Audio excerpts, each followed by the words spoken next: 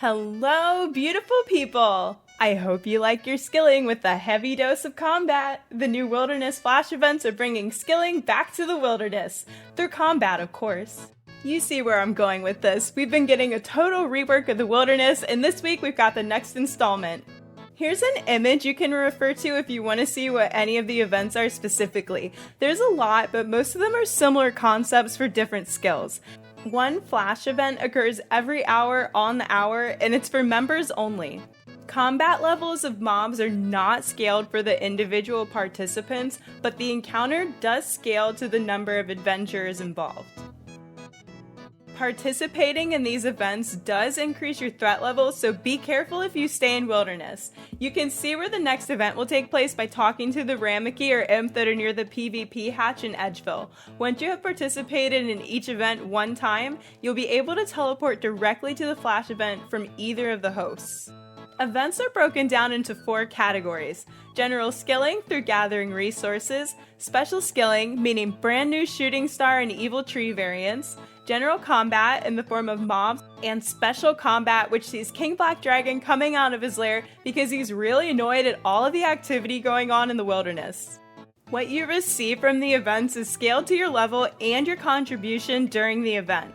So what we're getting rewards wise with this update is actually a lot. Wilderness Refresh, which allows you to maintain your adrenaline outside of combat with the Infernal Puzzle Box, is now going to be unlocked through a mini-quest Civil War 1, and Brawling Gloves will give 25% more experience after you complete Civil War 2, another mini-quest.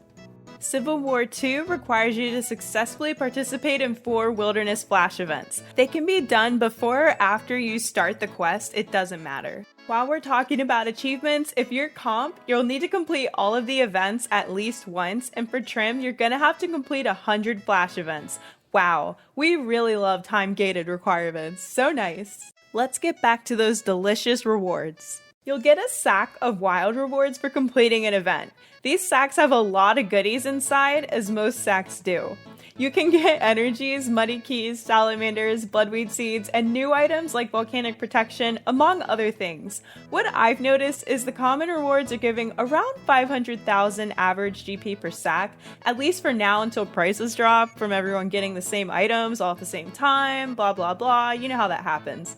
There are salvage drops that can be worth a few million, so it's not bad considering there's a chance to get some big booty drops. And by a few million, I mean like 2. Ish.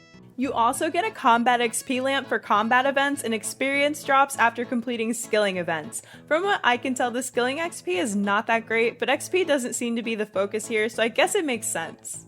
The new Evil Tree, Infernal Star, and King Black Dragon events give a sack of very wild rewards. Very wild. So creative. These sacks may contain a Visage, Dragon Rider boots and gloves, the Last Rider's book, or the King Black Dragon pet. If you're working on a boss log or master quest cape, this might be a better option than AFKing King Black Dragon for hours on end. Just work it into your rotation, AFK in the lair, and then go out and do the mini boss encounter on the surface of the wilderness. What I'm saying is, you've got options.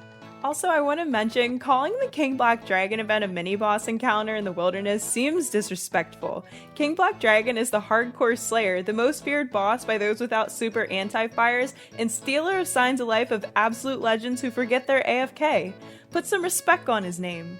You can also get Obelisk Shards from the Wild Sacks, which is a single-use teleport that takes you to a random obelisk in Wilderness unless you have the Wilderness task completed, which allows you to choose where you'll end up.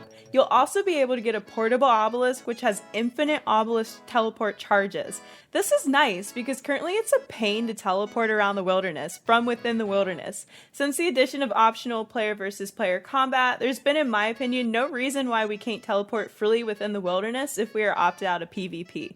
This helps address that situation, so honestly, I'm here for it. I like it. This update also introduces the Obsidian Palmstones, which are stackable inventory items that prevent wilderness threat level from increasing after you kill things or participate in events.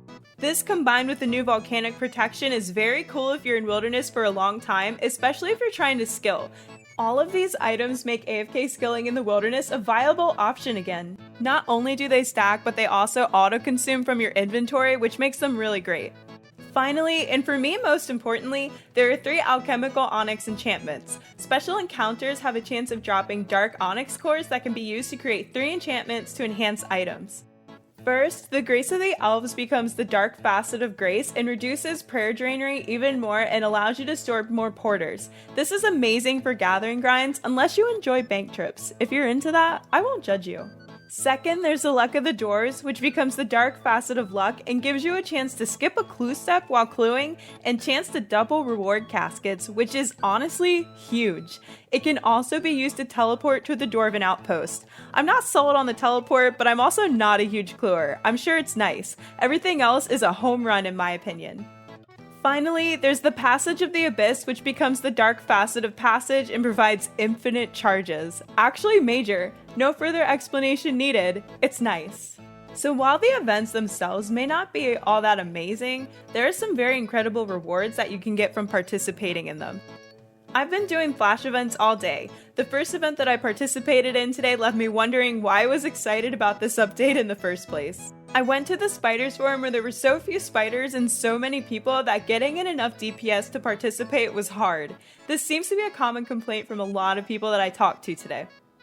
Obviously, when the events aren't new anymore, there will be less people, but the other events that I participated in today went better, and I actually only ended up failing that first event.